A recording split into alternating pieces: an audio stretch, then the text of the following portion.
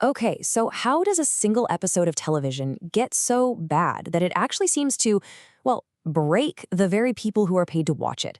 Today, we are diving into why one episode of Starfleet Academy prompted such an incredible, visceral reaction from a couple of media critics. And look, this wasn't just your standard thumbs down review. Oh no. Critics from the channels Disparu and Heels Babyface absolutely shredded this thing. For Disparu, it wasn't just bad, it was, and I quote, the most awful, bizarre, nonsensical trash of all time. So yeah, they didn't like it. So, what on earth could make them react like that? We're going to follow their line of thinking here. We'll start with the script's basic contradictions, then get into the messy character problems, and finally land on their main argument, which revolves around something they call fake trauma. All right, let's get into it. For both of these guys, the whole thing started falling apart right from the get-go. I mean, the episode's basic logic just completely crumbled in the opening scene, all thanks to a piece of tech that couldn't seem to keep its own story straight. Just check this out. These two lines were said almost back to back. First, we're told a device lets a character use her powers without any risk of self-harm. Literally moments later, she's warned that using them again will kill her. As Desparto put it, this is the first 2 minutes and we've already contradicted ourselves. Not a great start. And, the confusion didn't stop there. The main character, who was treated like a massive hero just a few episodes ago for saving everybody, is now, for some reason, being treated like a total outcast. Both critics were just scratching their heads, asking the super obvious question, why would anyone be shunning a person who literally just saved their life? It makes no sense. So these kinds of plot holes were definitely frustrating for them, but according to the critics, it all pointed to a much deeper problem. The characters themselves were just so wildly inconsistent, it felt like they were changing personalities every single week. Despire actually had a pretty fascinating theory about this. Turns out, the writer for this episode also wrote the very first one of the season, and it seems like they just completely ignored all the character growth that happened in between. It's like they just hit a giant reset button, sending every character right back to square one. And this is a perfect example. Take this one character. Despara pointed out that just last week, he had this huge arc where he became a noble leader, ready to make a massive sacrifice. And now, bam, he's right back to being the same selfish bully he was in episode 1.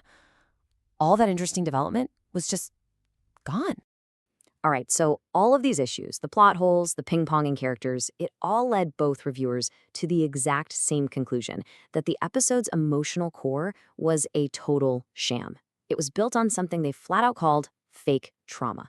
So what in the world is fake trauma? Well, according to them, it's what happens when a show just tells you over and over that its characters are suffering, but everything you actually see on screen, from the timeline to their actions, makes that suffering feel completely unearned and honestly unbelievable. And they laid out some solid reasons for this. For one, the supposedly traumatic event happened months ago. They'd also already had an entire episode about healing from it. But most telling, as Desparo noted, the one person who actually died is never even mentioned. Instead, all the drama just seemed to be about petty relationship squabbles. And this right here was the critics' main point. The show was taking really common everyday problems, relationship drama, feeling awkward, and trying to blow them up into this huge, profound, shared trauma. They argued it wasn't trauma. It was just life, being dressed up as a major mental health crisis. So, where does this all end up? Well, for both critics, this episode wasn't just a case of bad writing. No, they saw it as a kind of window into what they felt was the writer's own self-absorbed worldview. Both reviewers zeroed in on this one line from the episode, "Statecraft is theater," as this bizarre moment of unintentional honesty. Hilver's Babyface saw it as the show literally admitting that this is state propaganda, while Desparu thought it was the writers pretty much telling the audience, hey, if you learn to lie, you can gain power.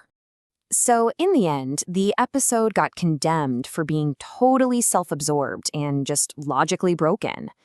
As Desparu said, it tried so hard to be pretentious, deep, and complex. But it all fell apart for one simple reason. The writers were just so bad at writing.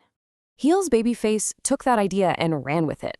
He argued that this fake trauma, which he says is driven by narcissistical desire, wasn't just a fluke in this one episode.